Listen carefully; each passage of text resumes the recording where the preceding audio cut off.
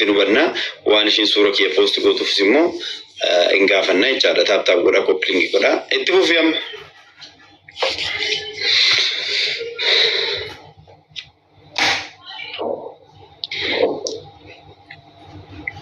wabi oko jadi kanji oko jadi ni garana full ayistai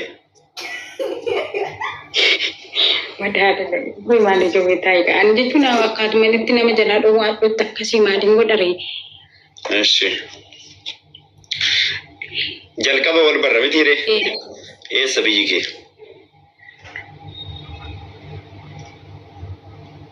biyiko arsida arsi okay arsi baamo arsi lita arsi lita jirtam Jordan. Okay, shimali sura ko post gota.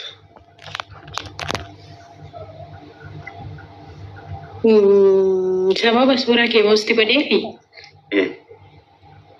Dura jechuun normal akkuma nama tokko sin jaalladhaa sin dinqisiifadhaa hojiin keenyatti tola. Suuraa kee akkuma nama tokko profaayilii yookaan immoo akkuma nama tokko akkuma nama biraa hosootutti hin bosootu hin jedhee qabee. Garuu immoo waan tokko osoo yaadin osoo itti jechuun beektamti osoo namni waan tokko yaadin wanni biraa uumame jechuun ana keessatti malee waan biraa jechuun nama biraa biratti osoo hin taane ana keessatti. Otuma suura profaayilii irraa qabdu wanti biraa sitti uumame. Suuraa kee nuroo annan bosota yookaan immoo profaayiliin godhaa akkuma nama tokko tanan viidiyoodhaan hojjedha jechuudha. Akkuma argitu jechuudha saniin dura. Osoo man akkas yaadu waan suniin uumamaa waan suniin yaadamaa jedhee odoon itti yaadnu dhimma biraan sammuu koo keessatti yookaan immoo wanni biraa uumame waan sannan dhiisaa lakkii akkasii miti akkanaa miti jedhee osumanni of qoxxoo yookaan immoo irraa buqqoo ilaalu sirriidhayyuu humna anaa ol ta'ee wanni sun mul'atee jechuudha. Dirqama immoo dhufee waan akkasiitii jedhee waan akkasii asitti machuudhaaf carraan argannee lammaffaa immoo mana keessanii waan akkasii dubbachuudhaaf carraan argannee dirqama suuricha kennamu itti deddeebi'ee kanan bossotuu fi maaliif suuraa koosan akkas goota koomentiidhaan osoo hin taane keessan dhuftee maaliif suuraa koosan akkas goota maali rakkoon kee maal rakkatte jechuun haga namni biraa dhufee na gaafatu ati dhuftee na gaafatti jedhee yaadeen ture garuu immoo akka namni baay'een haasawuun san ziriyyuu wanni suni irraa na deebisuu miti ittiyuu na caalsisee jechuudha. Rakkoon gabaabumatti jaalala obbolummaa jaalala oromummaa dinqisiifachaa bira darbe onni keessatti yookaan immoo ana keessatti wanni biraa uumame jechuu barbaade.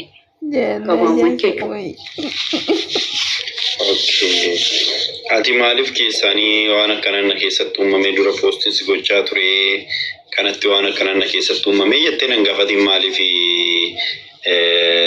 isa namni si barreessu namni godhatte.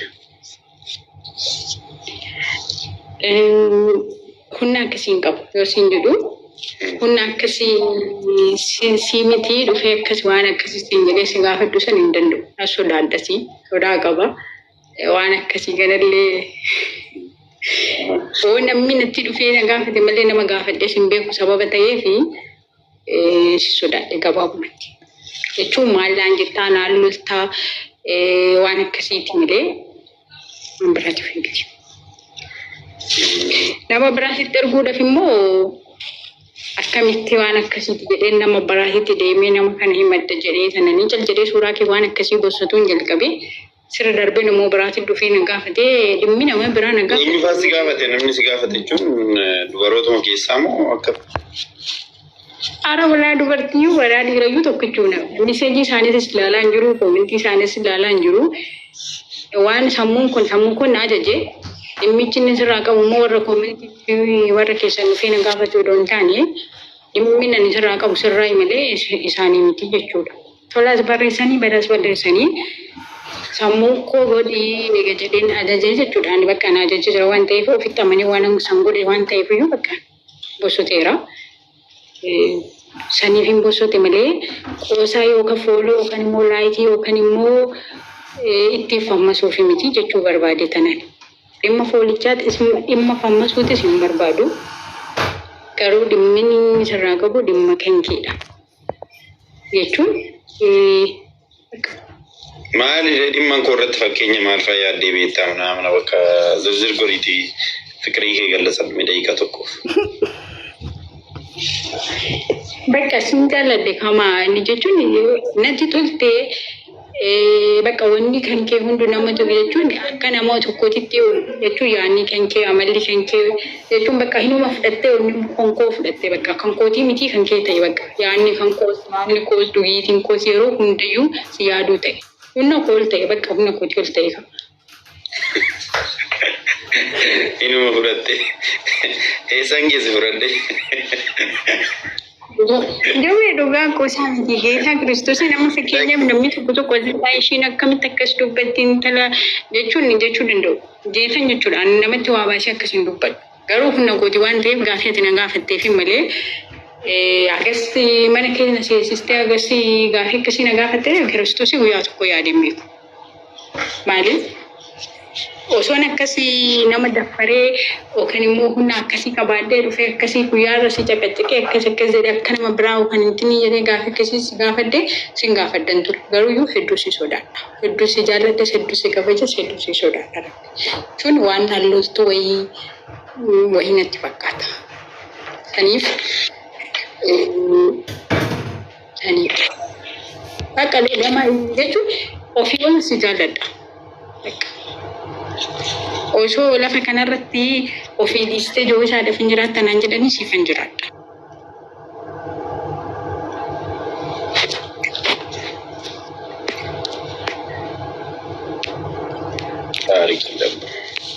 Aski mee immoo viidiyoo beemi. Anis nama ofii dhiistee yoo irra jiraattu kana ilaaluun qabu.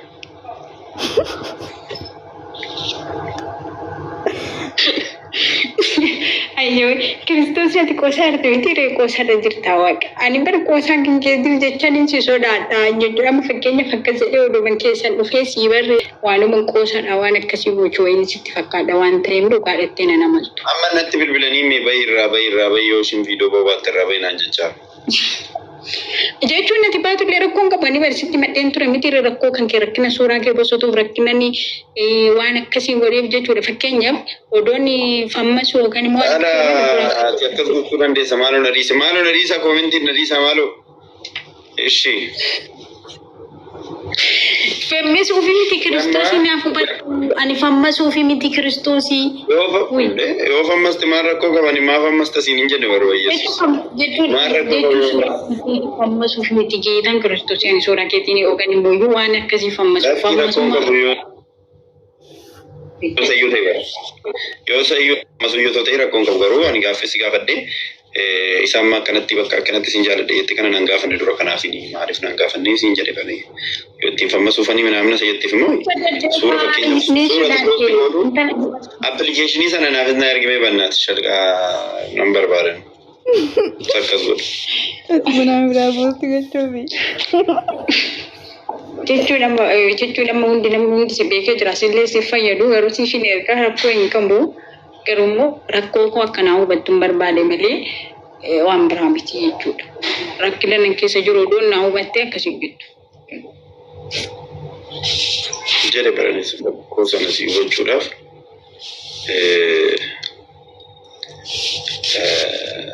siin hubadha aanan beeka. Garuu immoo ati jalqabaa isa sirratti dhuftee akkas jettu kana maaliif karuma keessa akkas naa hin jennee dhagaaf hin kiyyamne. Isa medisiin jechuun wallaalee miti ijoolleen sodaadhee hin jedhe bara. Anamma Kiristoosii na galchita jedhees miti yaadan ani liibirratti jirtaaf akka tasaa arge malee na galchitee gaafii akkasii na gaafattaa gaafii akkasiin sitti maddaafii miti geetan. Haa rakkoon qabu himachuun kee suni iftoominaan himachuun kee baay'ee nama gammachiisa garuu. Akkaataa isaa turaan galata ture amma immoo si hubadheera waan ta'eef galatoo rakkoon tokko hin jiru bakka fikiriin maxifoo dhabeetta. Achiyoo deebiin si maxifoo miti bara ani maxifoo jettee addis taatama bara hojii madaamii wallaalee dhugaa rabbi hojii madaamii wallaalee sin jedhe bara. Maal akkam maal hojjettama nyaata? Akkashaawwatti hin baay'isne. Dhugaan. Jaarsummaan namatti argattu qabdu gaaddisaan nutti maatiin isinii xumurra waan jiru jedha. Jaarsummaan namatti isaan fatti dirgatti. Jaarsummaa maaliif jechuun jaarsummaa maaliif inni sodaadha akka Kiristoos barneessu. Maaliif immoo ijoollee baay'ee biloo goote? Biloo kan hin godhuu fi ilaalle dhaggeeffadhu kaayuu doonwee bar isa miti. Fakkeenyaaf ati gaafa rakkoo wayii keessa jirtu gaafa dhufee namni qoosaa wayii sitti qoosuu sitti tolaa ishee amma fakkeenyaaf ati rakkoo wayii keessa gaafa jirtu dhufee ani koomentii kee jalatti waan hin taane yookaan waan si jeequ yookaan immoo waan sammuu kee jedhu gaafa si jalatti barreessu sitti hin tolu jechuun ani kun itti fammasuu miti itti laayikii fi miti dhimma laayikichaa dhimma fammasuu dhimma fooluu hin qabu. Ani kanarra kan dheebosotaa jiru waan biraa isaan immoo isaanitti qoosaa fakkaate koomentiidhaan keessa waan akkasii barreessu. Asliin koomenti isaaniitiif waan isaanii yoo dantaa isaanii qabaachaa jiru. Yesus sitti qoosochaadha isaan keessaa dhufanii. Ani kan qoosaa akkasii miti ani jechuun anaa rakkatii jechuun isaan immoo yoo qoosaa itti fakkaatee waan akkasii gochaa jiru jechuudha. Ati kan aadaa deettanii koomentii kiyya jalatti. Waggaa meeqa erga Joordaan deemte moo Beeruutti deemte? Waggaa sadii. Waggaa sadii. Karoorri kee gara Dubaayii dhufuudha moo gara biyyaatti galuu dha? Biyya kam? Biyya kam? Itoophiyaa. Bilakki ani Dubaayii dhufa.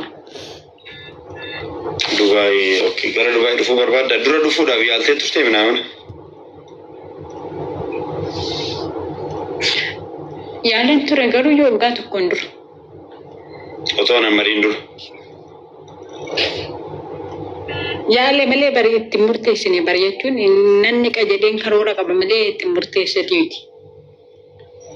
Biyya kanneen dhuftu tokko namni qajeeleen ture garuu booda nan dhiise. Dhufuu qabda turte maaf dhiiftaanchi. Yeroo sana turte gaarii ture. Maaliif sababi? Yeroo sana hojiinis jira kaasirratti dhufte hojjetatta amma garuu hojiin kaskas jedheera. Ani dhimma hojichaati miti bara asittis kan hojjedhu hojiidha achitti illee kan hojjedhu hojiidha bakkicha leechittu hojiidha kanan argadhu achittis birriidha asitti illee birriidha garuu dhimmichi hojiiti miti bara mara konko. Dhimmichi dhimma kooti dhimma keeti.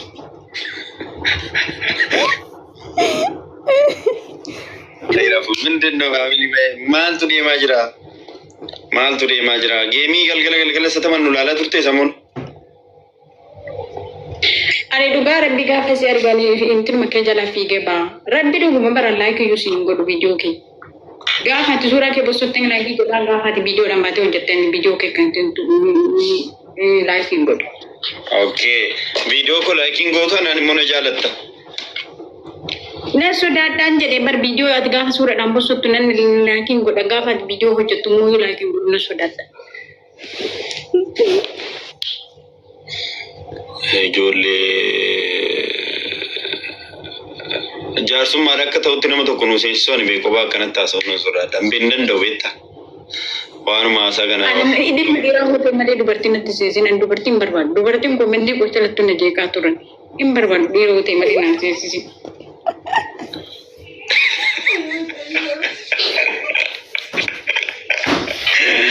Dhiironni immoo mana kana seenan kan dubartii haaseentu namu siifanii siisensa siifan oroo. Qoy siifan haaseentu.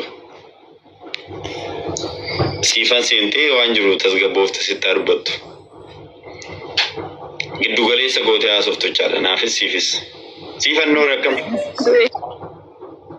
Jirtaa?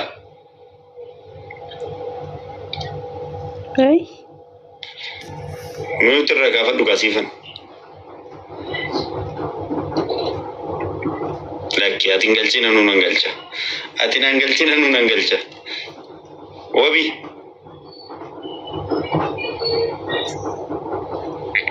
Wabi. Gaggaw deemu jayyu. Ginde ka wanni dubbachuu siifan. Oye, kamuusan. Kayyuma erga duraan itti as turtee dhagaa jirta waa mucoon kun jirtu maal jettaati?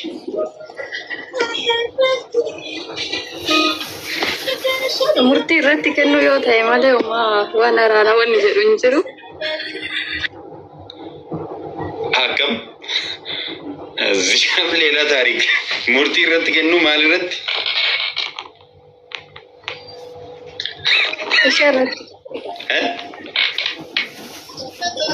Ishee irratti murtii kennuudha. Murtii akkam jedhu? Murtiin itti kennuu qabaadhu. Tokkoffaa irratti tiktookii fayyadamuu dhiisi.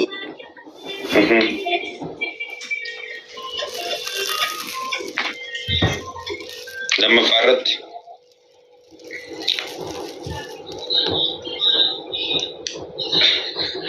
Wabii dhageesse miti? Inni nageenyaan hin jette. Irra deebimee siifan oro. Siifan. Daliisaa seera rakkoon qabu maa jette? Tiktookii fayyadamuu dhiisi ni dhageessi bara. Kee malee yoo dhaga'uu dadhabde malee. Ishiin silaa jaalalanna qabee jette akkamitti tiktookii fayyadamuu dhiistire? Dirqama dhiisuu qabdi. Akka itti furuuf. Akkamii dhufii miti akka itti furuuf.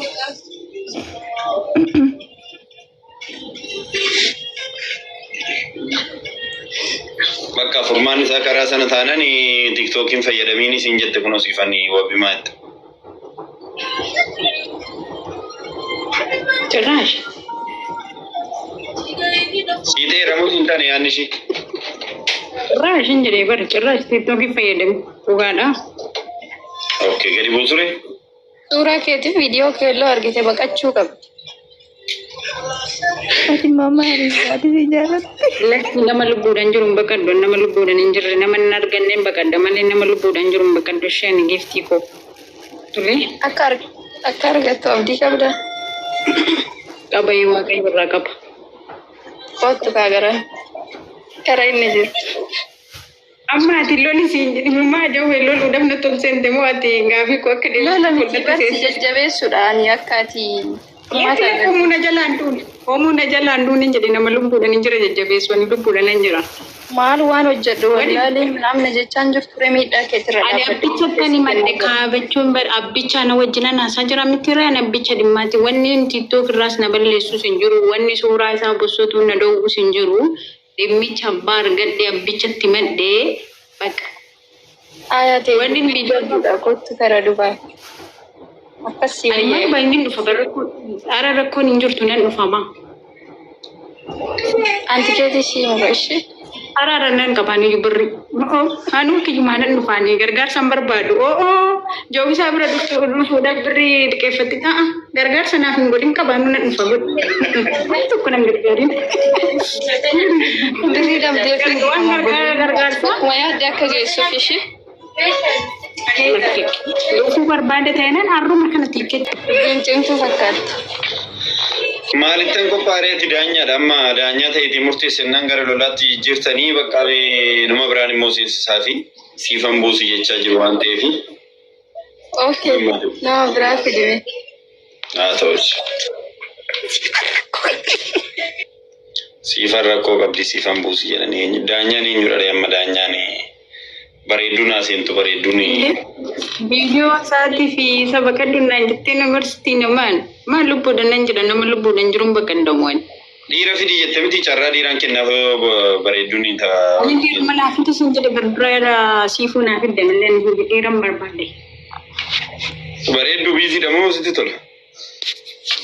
Jira akkam jirtu. Nagaadha. Fayyaa keessanii. Jirramee maal jettaati? Yaa ukaa shaggaadha jaalalli waan gaariidha garuu tokkoffaa wamiinni rakkinni kee gaafii tokkoffaa inni bakka ati jirtu natti misiin jennaani yeroo jalqabaa Beeruutan jira jette inni lammataa immoo Joordaanan jira jette. Osoo mucaa kana jaalattee jiraattee dhugaa jirtuutti himta bakka tokko dhugaa dubbachuudhaaf. Siif galee maaliifin jaalalli dhoksaa hin barbaadu. Jaalalliin har'aati sobaan eegalte kuni boru maalirraa akkasi buusu waan hin beekneef jalqabumaayyuu gaafa jalqabnu jaalala nama jaalatte sanaa wanta sitti dhaga'amee miira ati keessa jirtu san qulqulleessitee tokko tokkoon itti himuu sirra jiraata ture. Lammataan immoo gaafa mucaa kana jaalattee suuraa isaa poostii gootu mucaa kana duuba wanta jiru wanti ati beektu tokko hin jiru. Yookiin mucaan kun jireenya mataa isaa qabaachuu danda'a yookiin immoo qabaachuu dhiisuu danda'a. Baay'ee wanta akkanaa kun namaaf nama walitti buusa. Kanaafuu gaafa jaalatte sana dhuftee mucaa kanaan ani akkana miira akkanaatu natti dhaga'amaa jira waan ta'eef akkam naa wayya jettee osoo gaafattee shaggaa ture. Garuu immoo ati hin gaafannee dhattee suuraa poostii goote.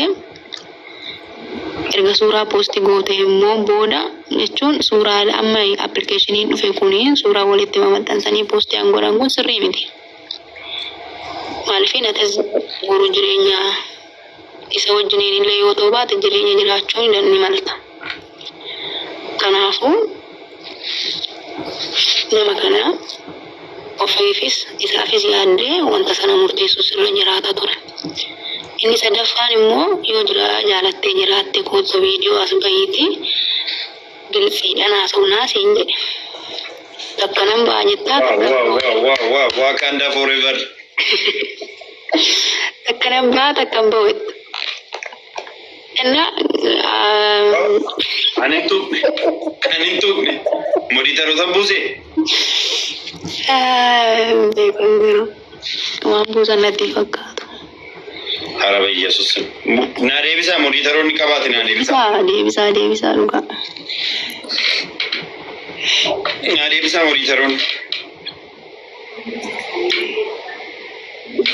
Monitoroonni na deebisa. Isheen naattu. Na ishiin buute kanatti kanatti gaadis maateessa. Kun garuu namni nama jaalatu. Ana maallaa godha jaalalli akkana nama baay'atu maal malee? Jaalala obbulummaa goota baadiyyaan deeffadhaa qoy. Ikko itti himuu dandeechaa biraazarlii siistarii yoo ta'e anaafatti itti fufuu dandeenya kanaan alatti. Stoppi gochuun. Bakka maalu bareeddu na dhiisi goonni baadiyyaa dhufu. Haarii miti nama siin jaaladha yeroo dhufteeti. Ajalla ani jedheen taap godha taa'uu dadhabee maal ante onneen keessa jawwita naan hin jamne. Onneen keenya waan lege bitirtirna jedhee maal jedheen taap gochaa jira maal naante anam miira keessa gale bakka kee. Akkam. Kan jechuudha maali ante woy sila torban tokko hojii manaatti fudhachee mucoon akkam ante dhugaa rabbii kana. Mucoon adaganyaadha. Ante adaganyaadha. Duraan iyyuu immoo jalqaba sun deebitee bo'aa jirti maaloon bo'iin koottu seen. Gashi maaloo gashi dhugaa. Amma kophaa asomni walii galuu dinni ammoo mee nama kana keessatti haasoftu. Maa buute? Nama si buuse?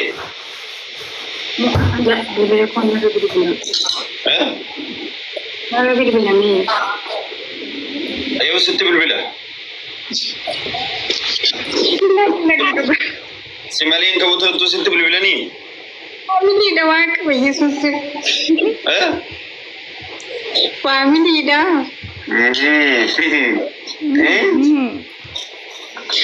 Amma rabbi jadi namoonni nama suuraa akkasii ilaala.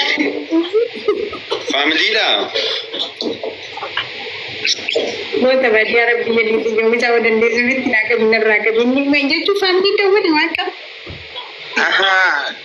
Wabi laali ani akkas dubbannaan si deeggaruu koo miti si galee si deeggaruu koo yookiin jawusaa deeggaruu koo otoo hin taane nuti murtiin nu fudhannu isin jidduutti dubbii laallee dubbiin abbaa murtaa'uu qaba malee akkanumaan hojjedhamee miti kan jawusaadha murtaa'u si galee ati buunaan ummanni ani silaa deemte jedhee dubbadhe malee qoosa dhumaa fi ati waan naa baga nagaan nu deebite achiin hin hafini. Of course amma yaadatti immoo akkuma dura dubbatu kana nuundi keenya ani bakka takka hin deemne jaluma kana taa'ee dhaggeeffachaa ture.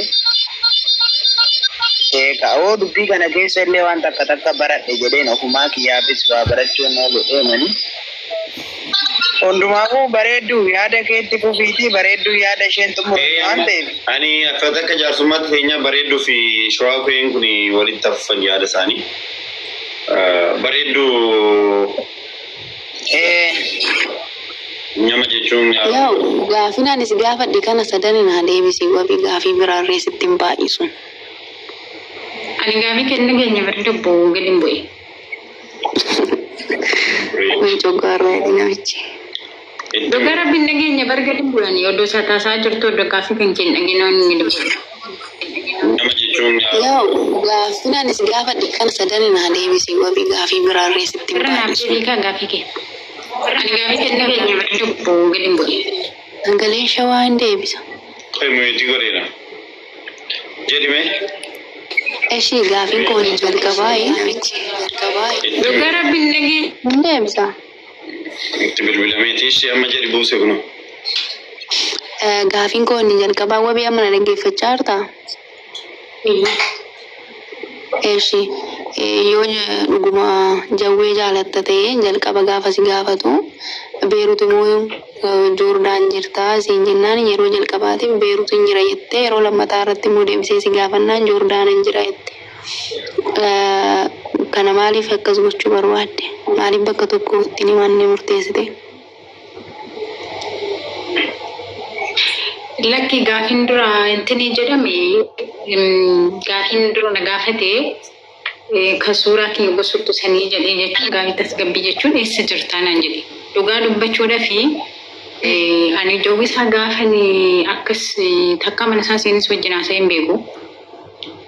Lammaffaa gaafani viidiyoo ofii isaatti bahee hojjetu laayikiin godhu gaafa suuraadhaan bosotu malee jechuudha. Dhugaa rabbi akkas na sodaadha. Yoo galee